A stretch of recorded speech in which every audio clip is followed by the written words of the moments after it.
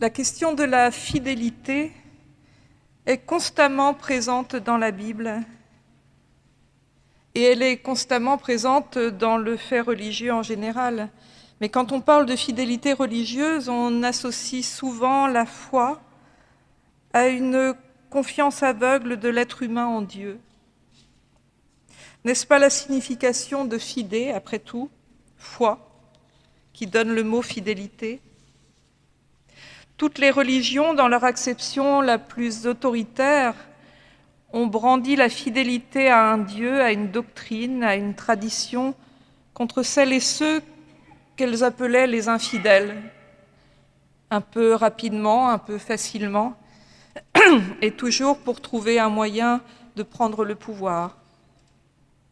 Aujourd'hui encore, la fidélité à une religion pose très souvent la question de fidélité de façon binaire.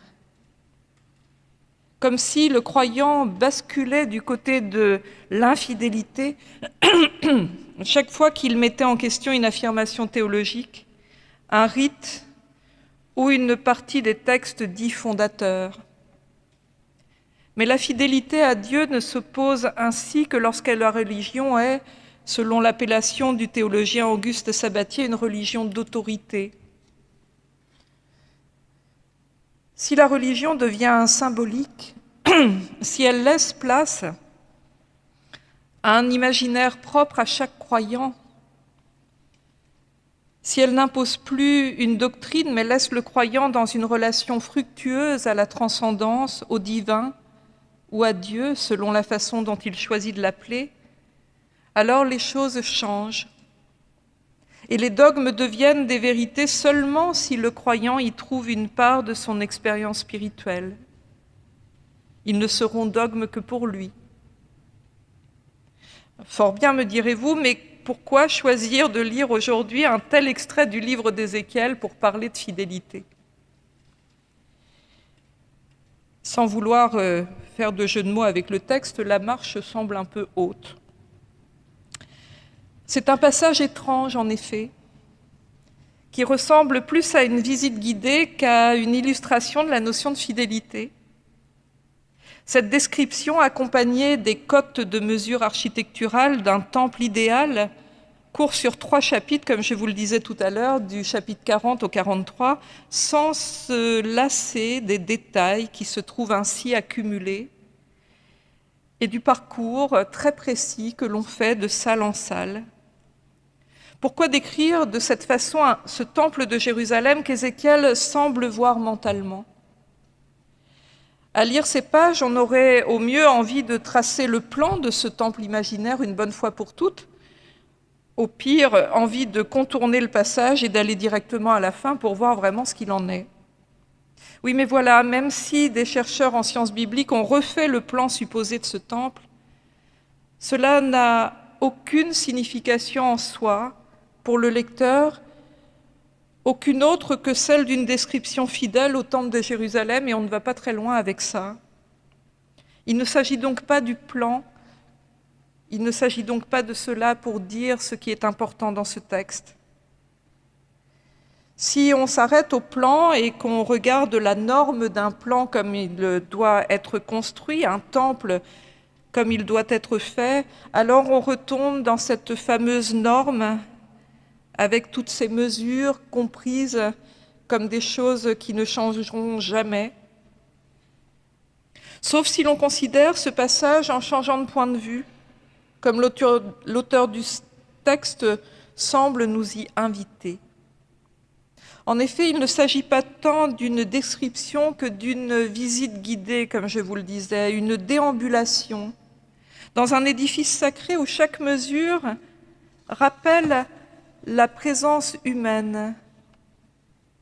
Les chapitres 40 à 43 nous invitent à l'analyse d'une situation, dans le style d'une analysis situs, comme Leibniz a appelé au XVIIe siècle une géométrie dans laquelle, dit-il, il n'y avait rien de plus important que la considération des lieux. Une analyse des points, une analyse des lieux selon les points de topographie. Quand bien même on noterait toutes les mesures que l'homme de bronze, qui nous est décrit dans cette vision, effectue sous les yeux d'Ézéchiel, on ne pourrait se repérer dans ce dédale de parvis, de porches, de loges et de salles qui se succèdent et dont on ne peut retenir la situation. Alors que dit Ézéchiel à ses lecteurs et que nous dit-il à nous aujourd'hui? La 25e année de notre déportation, au commencement de l'année, le 10 du mois, 14 ans après la ruine de la ville, ce jour-là, la main de l'Éternel fut sur moi et il me conduisit là-bas. C'est un exilé qui est ainsi mis en situation dans ce temple imaginaire. Un homme qui, s'il était resté à Jérusalem, aurait sans doute pris la suite de son père et serait devenu prêtre. Ézéchiel est fils de prêtre. Mais la guerre est passée par là. Son père et lui ont été emmenés en exil forcé. Ils sont à Babylone avec toutes les élites du pays. Il ne sera peut-être jamais prêtre, puisqu'il est exilé dans un lieu où sa propre religion ne peut pas être conduite comme elle l'était à Jérusalem. Il ne rentrera probablement jamais là où est son sanctuaire. Alors pourquoi lui montrer ainsi un temple à lui qui n'en a plus? C'est tout l'enjeu de cette visite. Refaire le trajet d'un prêtre qui sert l'Éternel, marcher et aller des murailles les plus extérieures vers les salles les plus sacrées, et refaire, comme dans une initiation imaginaire, le chemin de la fidélité des prêtres de la tribu de Lévi. Mettre ses pas dans ceux de cet homme si étrange qui l'accompagne et qui le guide, et qui, en même temps qu'il le guide, lui montre les mesures. Il tient à la main un cordeau d'arpenteur et une canne à mesurer. Sa canne mesure une coudée en hébreu. La coudée se dit avec la même racine que l'esclave. C'est un terme de travail, de peine. Mais la coudée ici employée est la coudée royale, la coudée sacrée, celle qui est majorée d'un palme, la largeur d'une main. La coudée, c'est la mesure de l'avant-bras, le palme, c'est la mesure de la main. L'arpenteur de bronze, ou encore l'homme d'airain, est décrit comme un être immuable, taillé dans la matière des colonnes du temple, celles qui ne se brisent pas, ou encore la matière de la mer d'airain, cette cuve d'eau lustrale qui permet les ablutions rituelles de la purification à l'entrée du temple. C'est donc un homme dont on dit que la matière est pure et éternelle qui conduit le prophète dans sa visite.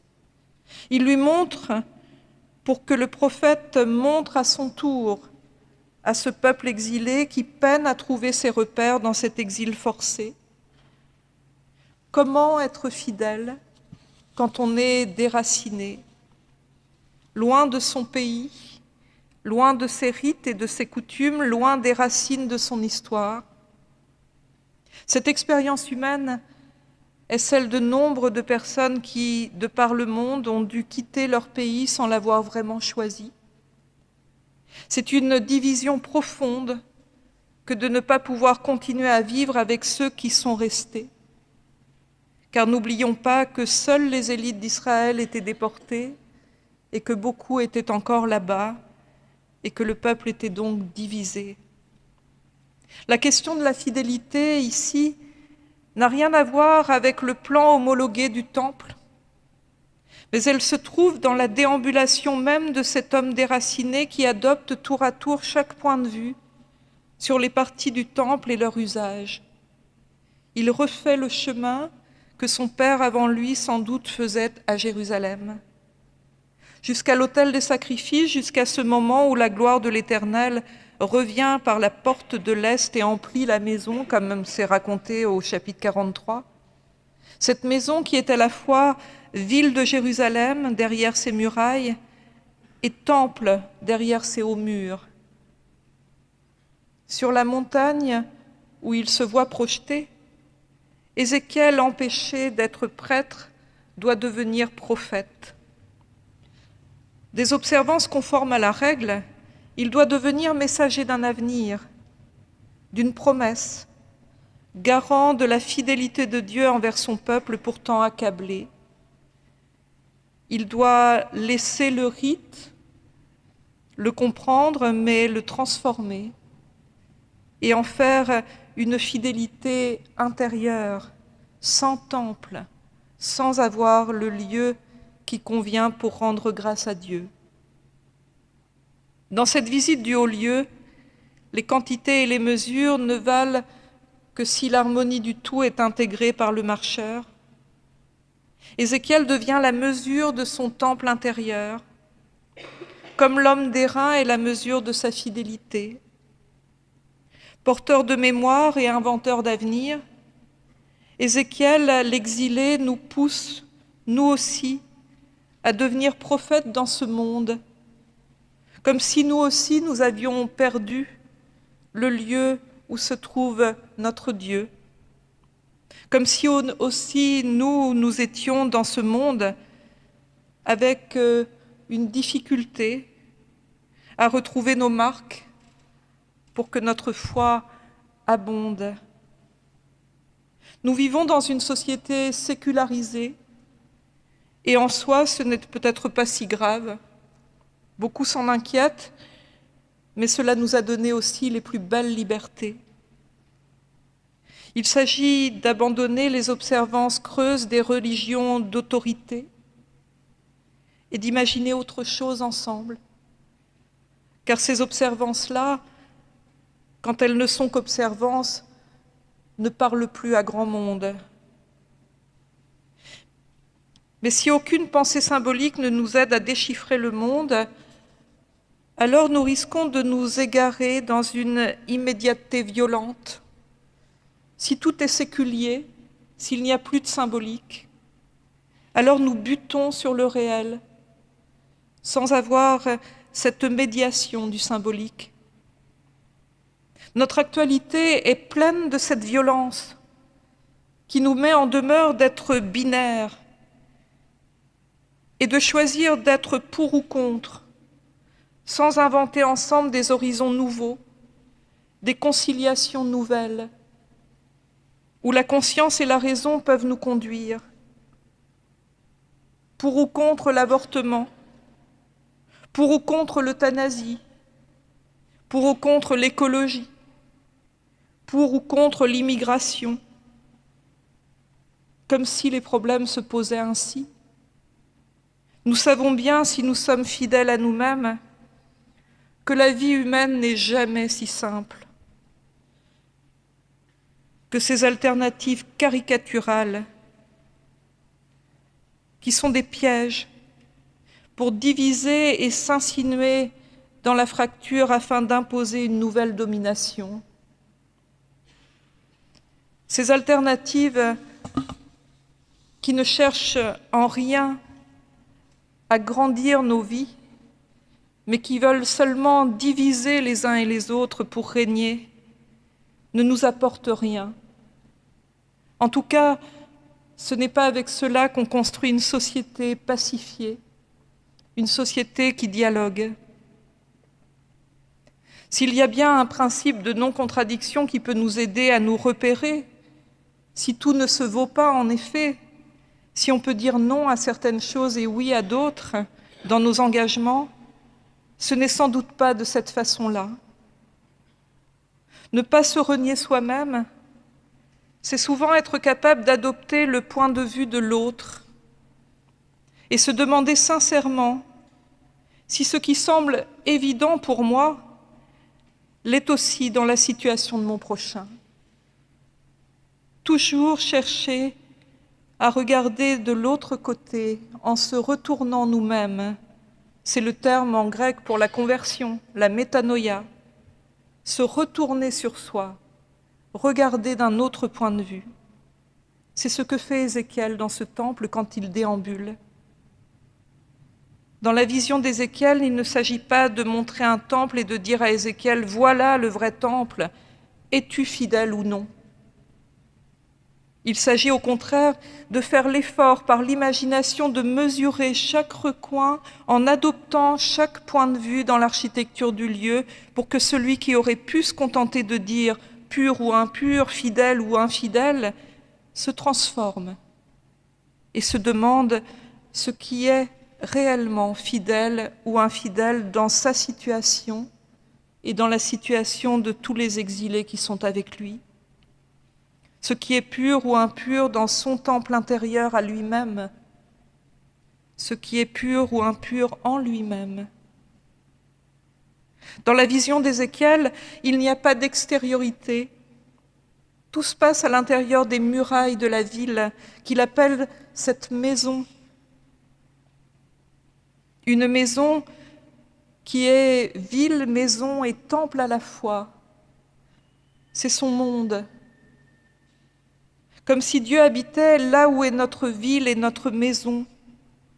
Comme si l'on ne pouvait jamais dissocier le religieux ou le spirituel du profane, de la société qu'on habite et du temple dans lequel on va prier. Du quotidien, on ne peut séparer le divin. Du quotidien, qui est notre lot à tous humains, on ne peut dissocier l'éternité. La fidélité est une question de relation. Il n'y a pas de substance à la fidélité. Elle n'existe pas en soi, il faut la construire avec les autres, avec ceux à quoi on a envie d'être fidèle. Seul le problème ne se pose jamais. La question est de savoir en quoi je veux déposer ma foi. Où sera ma maison ? À quelle référence je me repère pour habiter ma demeure intérieure, qui est aussi ma ville, qui est aussi mon monde. Et ça, ce n'est pas possible si je reste à l'extérieur de la muraille et que j'admire la grandeur de l'édifice sans m'y engager. Ézéchiel aurait pu ne pas rentrer. Quelle alliance structure l'architecture de nos vies? Comment nous situons-nous dans notre foi? Serons-nous extérieurs, spectateurs et de passage dans ce monde, sans nous y engager vraiment, par la foi? Sommes-nous perdus dans une foi dont les références ne font plus sens aujourd'hui pour notre vie? Alors comment les retrouver, ces points de repère, ces mesures qui sont si importantes pour vivre? Sommes-nous engagés comme Ézéchiel qui accepte de se projeter dans l'analyse des points de vue de ses contemporains, avec l'assurance que la mesure divine est celle qui le conduit à être fidèle à son humanité? Il nous faut sortir d'une logique quantitative qui est trop souvent proposée dans notre société, où le plus lourd l'emporte. Il nous faut entrer dans une logique relationnelle, où la qualité de la rencontre nous guide pour construire notre sincérité. La conscience n'est pas un référendum ou un vote du pour ou du contre simpliste, mais une discussion qui mène sur des chemins où se découvre la mesure de notre humanité à mesure que nous cheminons ensemble. Nous sommes le temple du Seigneur, un temple dont nous devons imaginer nous-mêmes avec ceux qui nous entourent les contours, et dont les mesures sont celles de la fidélité, celles que donne cet homme d'airain, pur et éternel. Le culte rendu à Dieu dans ce lieu n'a de sens que si la vie que nous vivons en est changée. Je vous concède que l'homme d'airain est difficile à suivre, mais il mesure avec notre coudée humaine. Il y ajoute le palme divin qui augmente notre mesure pour nous édifier. Il nous propose un peu plus que nous-mêmes, de nous excéder nous-mêmes grâce à Dieu, à l'aune de nos relations humaines, à l'aune de notre amour du prochain. Alors soyons fidèles à cet homme au cordeau qui cherche sans cesse la mesure qui convient à chaque recoin de nos vies, comme un arpenteur de nos âmes. Il y a tant de belles réalisations humaines, il y a tant de talents et de coopération à mettre au service du bien dans notre société. Ne nous laissons pas accabler par le spectacle inquiétant de ceux qui prônent la démesure des possessions et des pouvoirs, et qui s'appuient sur des théologies de l'abondance et de la prospérité pour justifier leur soif de domination. En ce moment, nous n'entendons que cela. Être toujours plus grand, plus puissant, plus dominateur. Laissons ces tas d'or qui n'enrichissent que ceux qui les possèdent sans les combler jamais. Et cette logique de la possession sans mesure où l'homme se croit tout-puissant sans se trouver jamais. Ce n'est pas notre modèle de société. Ça ne peut pas l'être au regard de l'enseignement d'un Jésus de Nazareth, qui était celui qui écoutait tous ceux dont on ne voulait pas. Construisons ensemble, tels des architectes fidèles, même au plus dur de la crise, la société d'espérance et de partage à laquelle tant d'hommes, de femmes et d'enfants aspirent. Nous sommes ensemble le temple du Seigneur. L'église d'un homme qui nous a dit un jour « Faites ceci en mémoire de moi » et qui a partagé son pain. Ne désespérez jamais du monde. Le monde a besoin de notre coudée et du palme de Dieu en plus. Amen.